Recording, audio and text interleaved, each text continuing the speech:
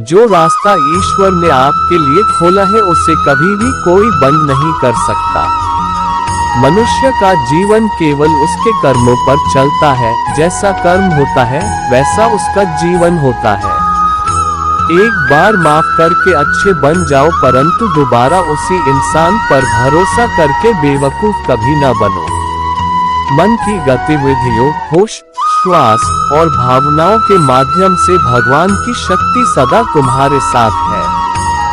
जीवन में आधे दुख इस वजह से आते हैं क्योंकि हमने उनसे आशाएं रखी जिनसे हमें नहीं रखनी चाहिए थी। मैं ही इस सृष्टि की रचना करता हूँ, मैं ही इसका पालन पोषण करता हूँ और मैं ही इस सृष्टि का विनाश करता हूँ।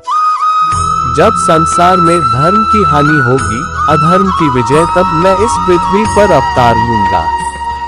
शांति से भी दुखों का अंत हो जाता है और शांत चित्त मनुष्य की बुद्धि शीघ्र ही स्थिर होकर परमात्मा से युक्त हो जाती है।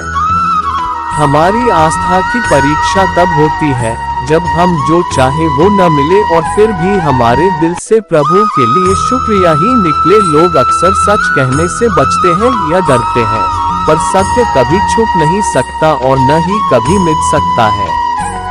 कितना भी छुपा ले पर सच तो उजागर हो ही जाएगा।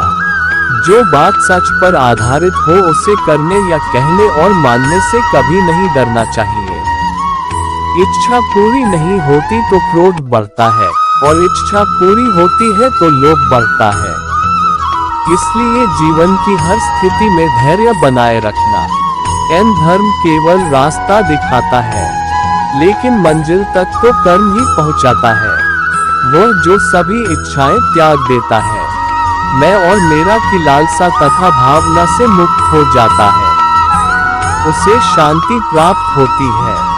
श्री कृष्ण ने कहा है, अगर तुम्हें किसी ने दुखी किया है तो बुरा मत मानना।